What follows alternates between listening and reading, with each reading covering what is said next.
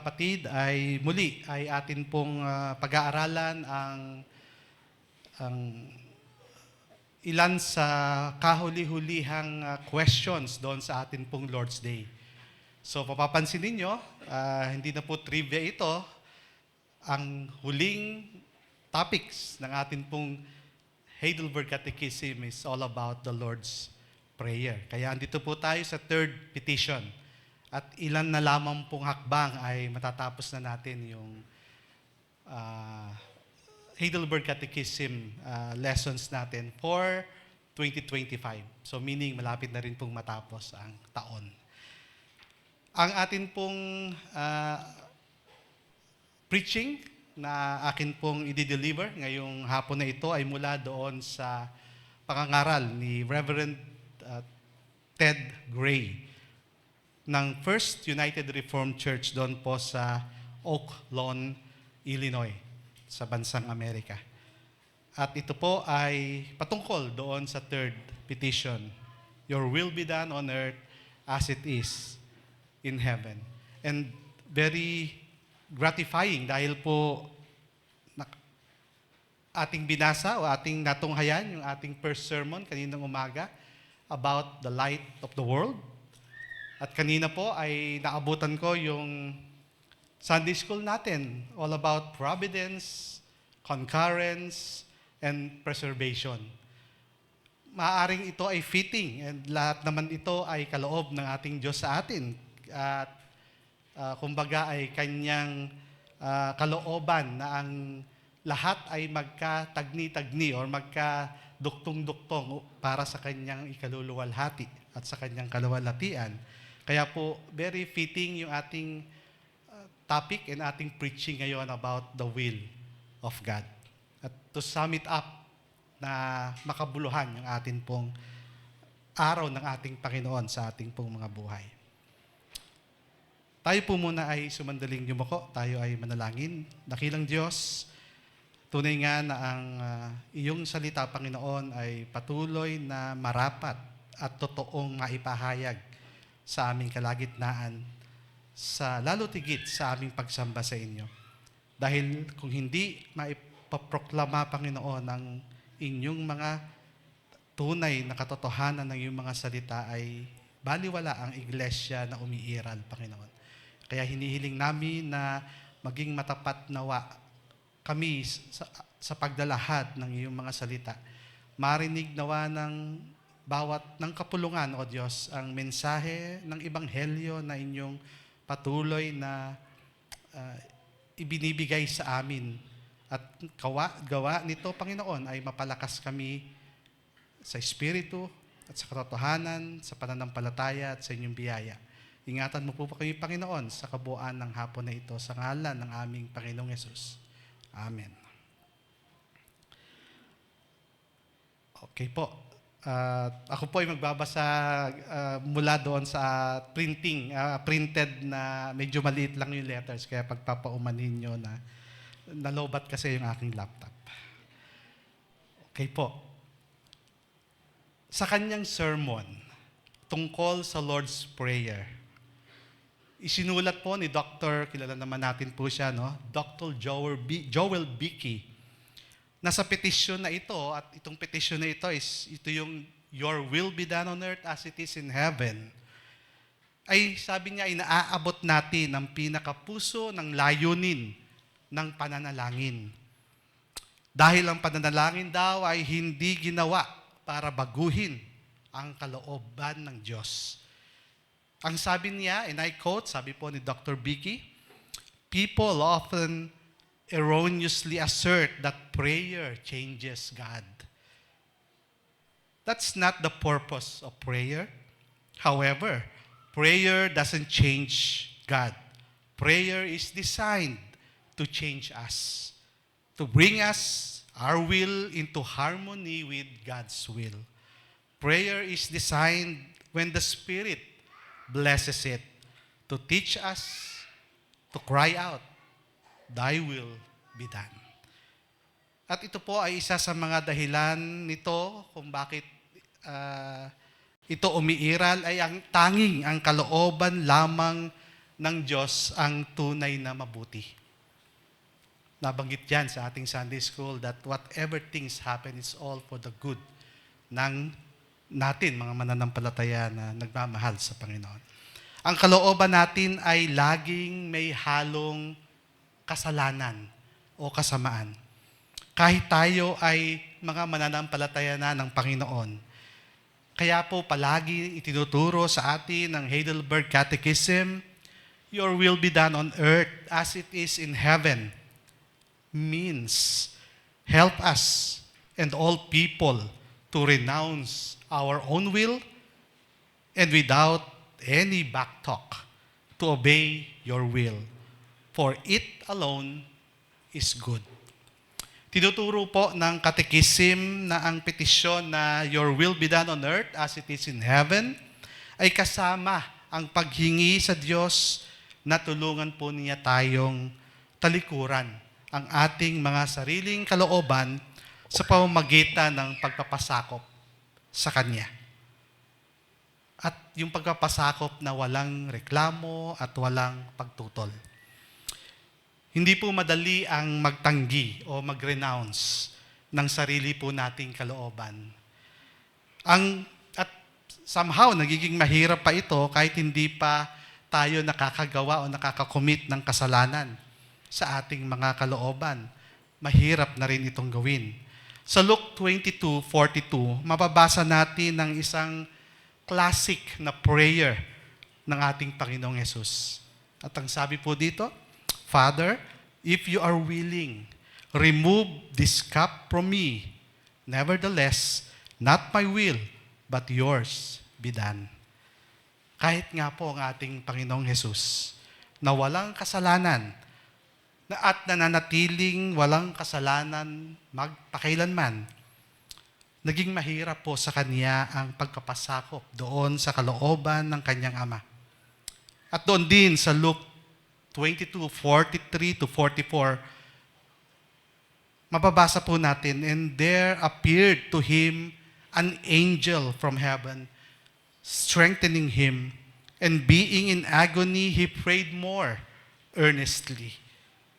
And his sweat became the great drops of blood falling down to the ground. So if we could only imagine how difficult it is at that time para sa ating Panginoong Yesus na makapagpasakop doon sa ating Ama. Gaano pa kaya kahirap para sa ating mga makasalanan na talikuran ng ating mga sariling kalooban. At ganun pa man, kasama sa mga kahulugan ng ating pananalangin na kapag sinasabi po natin, your will be done on earth as it is in heaven. Kaya po, dapat ma-encourage tayo na through this sermon, particularly, at maitanong natin sa ating mga sarili, ano nga ba ang kahulugan ng petisyon o ng request na ito, na your will be done. At dito nga po, meron tayong 4 na sermon headings na pagbubulay-bulayan. A plea for obedience to God's will, bearing a cross, and that is tested, strengthened, and purified by trials. And thirdly, learning from discipline. And fourthly, a plea for faithfulness. At doon na po tayo sa unang sermon point. A plea for obedience to God's will. Kapag ipinapanalangin natin ang petition na ito, ang kahulugan po nito ay humihingi tayo sa Diyos ng tulong na tayo ay maging masunurin sa Kanya pong kalooban. Kahit minsan ay it seems to us na parang hindi mabuti o hindi katanggap-tanggap o hindi perpekto ang mga bagay. Pero sa isang banda, alam din natin na ang kalooban ng Diyos ay laging mabuti. At andoon yung pagtatalo ng dalawang kaisipan natin. Hindi po ito na masisisi din sa atin in a way dahil ito ang katuruan at ang biyaya ng ating Panginoon sa atin. Particularly binabanggit ng Romans chapter 2, ang sabi po dito ay, do not be conformed to this world, but be transformed by the renewal of your mind, that by testing you may discern what is the will of God, what is good, and what is acceptable and perfect. At maging ang ating pong katekism ay nagsasabi, your will alone is good. Ngunit minsan, mula sa atin pong pangtaong pananaw, ay parang hindi naman ganoon, hindi po ba? Parang yung kalooban ng Diyos, it seems to us na parang mahirap, parang ang hirap tupdin, o parang dadaan tayo sa matinding mga pagsubok bago natin makita at makilala ang kanyang kalooban. Pero mga kapatid, upang lubos nating matanggap na ang kalooban ng Diyos ay good or mabuti, isipin lamang po natin na ang kalooban ng Diyos Ama para sa kanyang bugtong na anak. Ito po yung magiging guiding way natin upang maunawa ito. According to Isaiah 53:10, sabi po dito, yet it was the will of the Lord to crush him. He has put him to grief. Brothers and sisters, kailangan niyang pasanin ang krus na mag-isa. Alam niya na ang mga alagad ay matutulog sa oras ng kanyang matinding paghihirap. Ito po'y ating binasa sa ating text kanina. Alam ni Jesus na siya ay ipagkakanulo o ibebetray sa pamamagitan ng isang halik at sa huling hapunan kasama ng kanyang mga alagad. Kaya nga po doon sa Luke 22:21, ang sabi ng ating Panginoong Jesus, but behold, the hand of him who betrays me is with me on the table. Alam niya na kalooban ng kanyang ama na siya ay tatalikuran ng mga alagad. Na si Pedro ay magtatanggi ng makatlong beses na kilalan niya si Jesus. Alam niya na daranas siya ng pinakamalupit na uri ng kamatayan. At ito po yung pagpapako doon sa krus. At alam niya na ang lahat ng detalye nito, bago pa lamang siya bumaba mula sa kaluwalhatian ng langit, patungo doon sa kahihiyan ng pagiging sanggol sa isang sabsaban. Ang tawag po dito ay yung humiliation of His incarnation. Ipinapakita ng Hebrews 10:5-7 kung papaano tinitignan ng ating Panginoong Yesus ang Pasko o yung kapanganakan niya. Sabi po doon, consequently, when Christ came into the world, He said, sacrifices and offerings you have not desired, but a body have you prepared for me. In burnt offering and sin offering, you have taken no pleasure. Then I said, behold, I have come to do your will, O God, as it is written to me in the scroll of the book. So napansin natin na talagang ang ating Panginoong Yesus ang tunay at fulfillment ng lahat ng sacrifices na hindi kinalugdan ng ating Panginoon. At kahit alam na ni Jesus na mula sa walang hanggan kung ano ang kahihinatnan ng kalooban ng kanyang Ama, at ito po, ang kahihinatnan nito, the bottom line ay ito po ay ang kaligtasan mula sa kasalanan sa pamamagitan ng pananampalataya sa tagapagligtas na siyang dumanas ng matinding paghihirap. And even though He is perfect, without sin, Jesus struggled to pray, not my will, but yours be done. E gaano pa kaya tayo na mahihina at makasalanan? Kapag ipinapanalangin natin ang petition na ito, your will be done on earth as it is in heaven, dapat nating aminin na madalas ang kalooban ng Diyos para sa atin ay hindi ang pinakamagandang daan kung titignan mula sa pananaw natin bilang mga tao. Ang kalooban ng Diyos ay hindi ang maluwag at madaling daan na tungo sa kapahamakan, kung hindi ang matarik, ang makitid na daan patungo sa buhay na walang hanggan. Ngunit sa kaalaman na ito, nagagalak din tayo dahil alam natin na ang pinakahuling layunin ng kalooban ng Diyos para sa atin ay ang ating kaligtasan mula sa kasalanan at walang hanggang pagpapala kasama niya sa kaluwalhatian na darating. Ang pagkakaunawa sa kaloobang ito ay nagdala kay Jesus doon sa krus ng Kalbaryo. Dahil isinuko niya ang kanyang kalooban sa kalooban ng kanyang Ama. And as we submit our will to the will of our faithful, triune God, we are to look to Jesus. He submitted His will to His Father's will, agonizing as it was. Yet, He submitted joyfully without backtalk.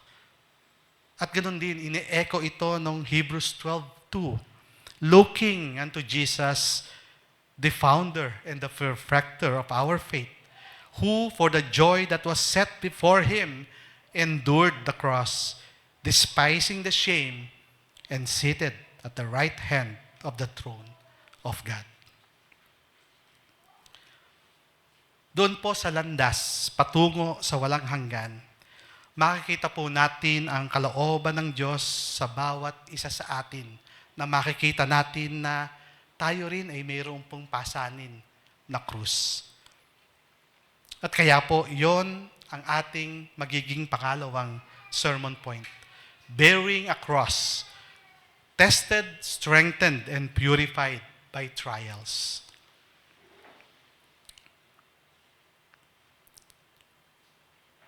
Nakikita natin na kalooban ng Diyos na bawat isa sa atin ay magkaroon ng pasanin. Tinawag tayo hindi lang para makibahagi sa kaluwalhatian ni Kristo, kung hindi maging sa kanyang mga paghihirap.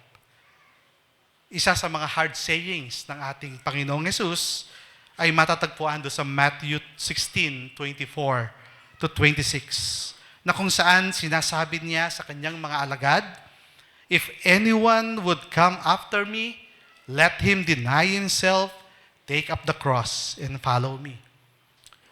For whoever would save his life will lose it. For whoever loses his life for my sake will find it. For what will it profit a man if he gains the whole world and lose or forfeits his soul? Or what shall a man give in return for his soul?" And yet, para sa bawat mga may pasanin sa krus, may ipinagkaloob na kalakasan, ang kalooban ng ating Panginoon. Kung minsan nga lang ay sa simula ay parang mabigat na pasanin, pero ito sa kabuuan ay magiging ating kalakasan at ating pagdiligtas. Tunghayan po natin ang isang pagsasalarawan upang atin itong maunawaan ng higit. Ang pagkasalarawan sa tungkol sa isang langgam. So, ang mga bata ay makinig sa kwento na ito. Gaya daw ng isang langgam na nagdadala ng isang mahabang tuyong damo. Isang mabigat na dalahin para sa isang langgam. Dumating ang isang bitak. Dumating siya doon sa isang bitak na daanan kung saan nagtatagpo yung dalawang tipak na semento. So, mayroon siyang gap doon sa kanyang dadaanan. So, it means may paraan naman para makadaan siya, pero ang problema, malakas ang agos ng tubig sa pagitan ng dalawang bato na ito. Masyadong malalim at mabilis ang agos para sa langgam na makababa at makapanik ulit. Mukhang imposible siyang makatawid. Hanggang inilapag niya nung langgam ang tuyong damo doon sa pagitan ng dalawang bato na ito. At naglakad siya sa ibabaw nito at nakatawid sa kabilang panig. Ang langgam ay naligtas mula doon sa rumaragasang tubig. Mga kapatid, ganyan din ang krus na atin pong pinapasan.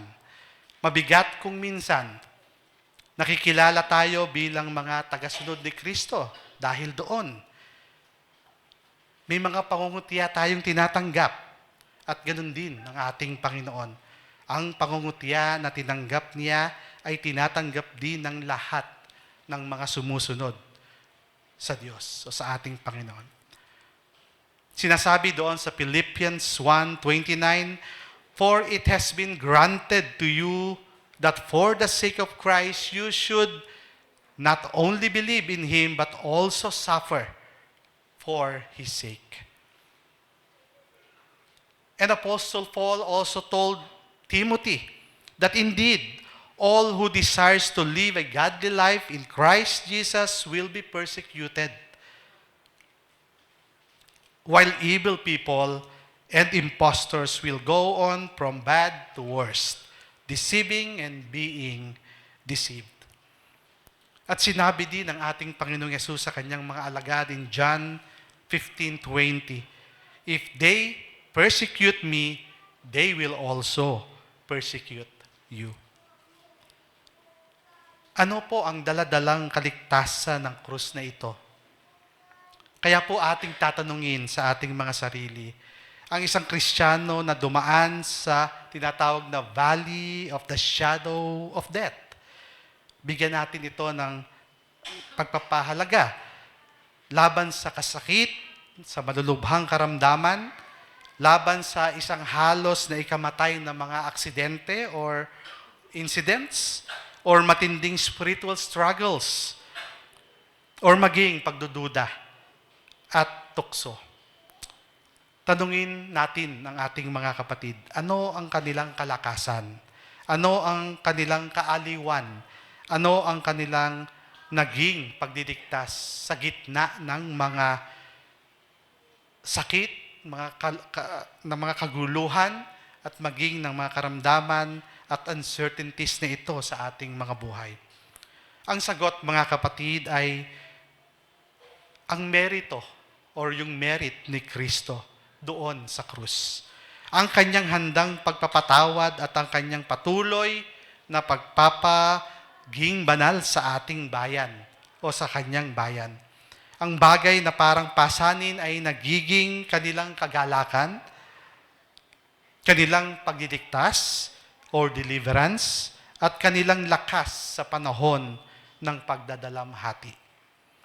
Hindi lang kalooban ng Diyos na pasanin natin ang krus ng Ebanghelyo, kung hindi kalooban niya na tayo po ay subukin at palakasin sa pamamagitan ng mga trials, ng pagsubok sa atin.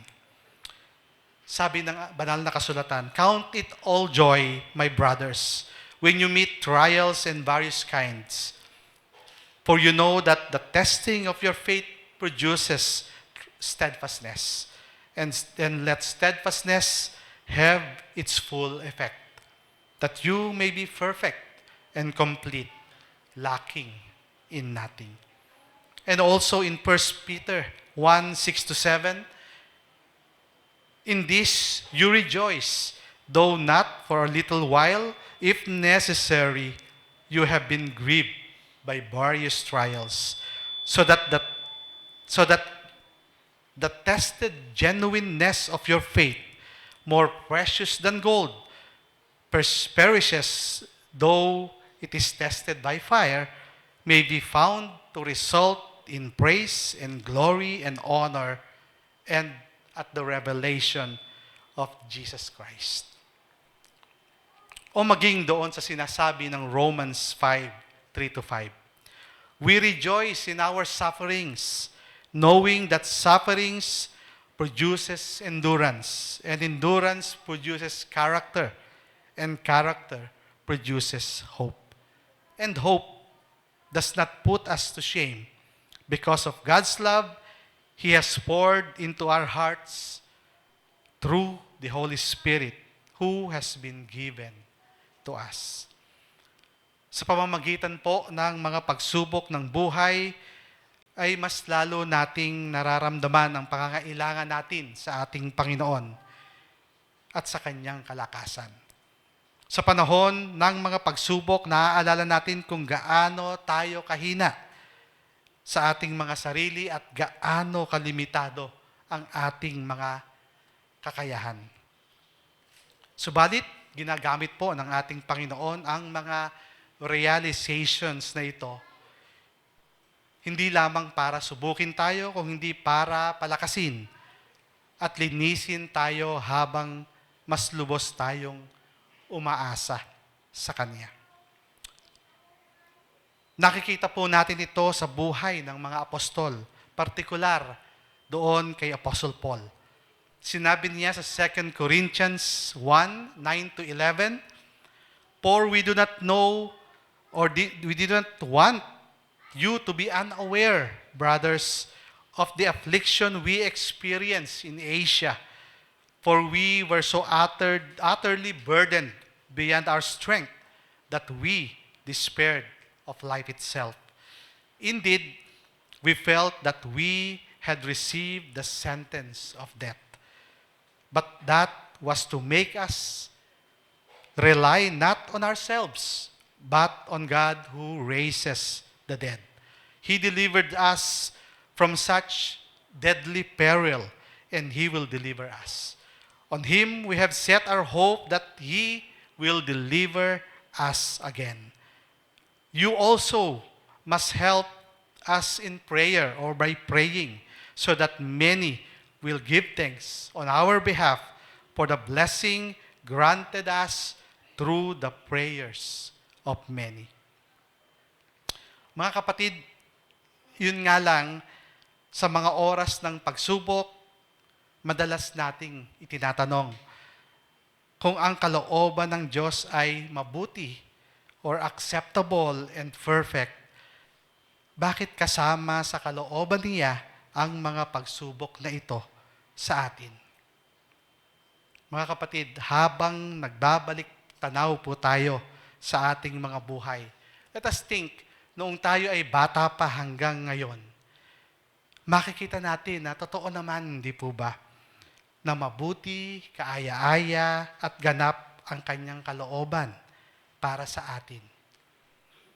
Lalo pa kung maaalala natin ang ating journey ng ating mga pananampalataya towards this church, CCRC, at ako naman po ay naniniwala na walang nagsisisi kung bakit sila nag-end up being a member of this church, hindi po ba? Ganun pa man, mga kapatid, sa pamamagitan ng mga pagsubok sa buhay, tayo ay patuloy na natetest, pinapalakas, nililinis at pinapagpapakumbaba habang umaasa tayo sa lahat sa ating Diyos at hindi lang sa ating mga sarili. Sa panahon ng pagsubok, dinadala tayo sa pagpapasakop ng ating mga sariling kalooban doon po sa ganap na kalooban ng ating tapat at mapagmahal na Diyos. Not only it is God's will that we bear the cross, that we face trials and sufferings, but also that at times, we experience discipline. At ito po ang ating pangatlong sermon point, learning from discipline. Even without further explanation, muli akin pong babasahin ang mga salita doon sa Hebrews 12:5-11 at makikita natin na ito ay malinaw at nauunawaan. Ang sabi po doon, "My son, do not regard lightly the discipline of the Lord. Not be weary when reproved by Him. For the Lord disciplines the ones He loves, and chastises every son whom He receives. It is for discipline that you have to endure. God is treating you as sons. For what son is there whom his father does not discipline? If you are left without discipline, in which all have participated, then you are illegitimate children and not sons. Besides this, we have had earthly fathers also who disciplined us, and we respected them. Shall we not much more to be subject to the Father's discipline of spirit and live? For they discipline us for a short time, as it seemed best for them. But the discipline for us is for our good, that we may share His holiness. For the moment, all discipline seems painful rather than pleasant, but later yields the peaceful fruit of righteousness to those who have been trained by it. Malinaw naman po, hindi po ba? Hindi natin madalas pag-isipan ang mga bagay na ito, mga kapatid. Napakadaling bigkasin ng Lord's Prayer. Most of us know this by heart. But do we realize what we are really praying in that little petition? Thy will be done on earth as it is in heaven. Naunawaan ba natin na sa panalangin ito ay humihingi tayo sa Diyos ng tulong para isuko ang matigas at makasarili nating kalooban? Naunawaan ba natin na hinihiling natin sa Diyos na tulungan tayong sundin ang kanyang kalooban? Kahit na kasama dito ang krus, mga pagsubok, mga pag-uusig, at ang pagdisiplina ng ating Panginoon. At hindi po lamang yon. Sa panalangin ding ito, hinihiling din natin sa Diyos na tulungan niya tayong gawin ang ating mga gawain sa buhay ng may kagalakan at katapatan, gaya ng mga anghel sa langit. Yan po ang ating i-meditate sa huling sermon point. A plea for faithfulness. Sa bawat bahagi ng buhay, sa ating mga pagmamaneho ng sasakyan, pagtuturo sa paaralan, gumagawa ng mga gawaing bahay, sumasagot sa mga assignment natin sa school, anumang ipinagagawa po ng Panginoon sa atin, dapat natin itong gawing na mayroon tayong willingness and faithfulness na inihahalin tulad sa mga paggawa ng mga anghel sa langit. Dahil po ipinaliliwanag doon sa Psalms 103, verse 20 hanggang 21, sabi po dito, "Bless the Lord, O you His angels, you mighty ones who do His word, obeying the voice of His word. Blessed the Lord, all His host, His ministers who do His will." Ang mga anghel ay hindi nagdadalawang isip na gawin ang kalooban ng Diyos. Hindi niya kailangang ulit-ulitin pa yung utos. Lagi nilang ginagawa ang kanilang tungkulin ng may galak at willingness sa harap ng ating Diyos. At muli po, sa ikalawang pagsasalarawan, puntahan naman po natin ang isang bata. Madalas tayo na parang, sabi nga, isang bata na inuutusan ng kanyang nanay. At dahil madami ang nagtitipon, ay sabi ng kanyang nanay ay umupo ka at huwag kang maging istorbo doon sa karamihan. Ayaw sumunod ng bata. Kaya mariing inulit ng kanyang nanay ang kanyang kautusan o ang kanyang utos. At ngunit kapag sabi nga ay ilang beses itong nangyari at ilang beses din na hindi sumunod ang batang ito. Subalit panghuli ay nakita niya na medyo seryoso na ang kanyang nanay. Kaya po siya ay sumunod na rin. Umupo siya, pero sa isang salita, ang sabi ng bata, Nakaupo ako sa labas, pero sa loob, nakatayo pa rin ako. Parang ang tigas ng batang ito. Ganyan din po tayo minsan, mga kapatid, sa pagsunod sa kalooban ng Diyos. May halong katigasan ng ulo, parang yung bata na nabanggit natin kanina. Ngunit kapag tayo ay dumadalangin o dinadalangin natin ang petisyong ito mula sa puso at hindi lang mula doon sa labi, hinihiling natin sa Diyos na tulungan niya tayong tuparin ang gawaing ipinatawag niya sa atin ng mayroong kagalakan, ng mayroong willingness and faithfulness na parang mga anghel. Yan din ang bahagi ng panalangin. Kaya po kung inyong mapapansin, ang sabi po ay, your will be done on earth as it is in heaven. Because the angels, as what our text says, follows and obeys the Lord willingly and faithfully. Sa petisyong iyon, sinasabi natin, Panginoon, anumang ipagawa niyo sa akin sa buhay, tulungan ninyong gawin ko ito ng tapat, ng handang loob, gaya ng mga anghel sa langit, para sa aking tagapagligtas na si Kristo Jesus. At pangwakas, sa CRC Church, ang ating human will ay sadyang napakalakas. Kagaya ng batang sinasabi natin na umupo kanina. Nakaupo na nga siya sa labas, pero sabi niya sa kanyang kalooban, siya ay nakatayo pa rin.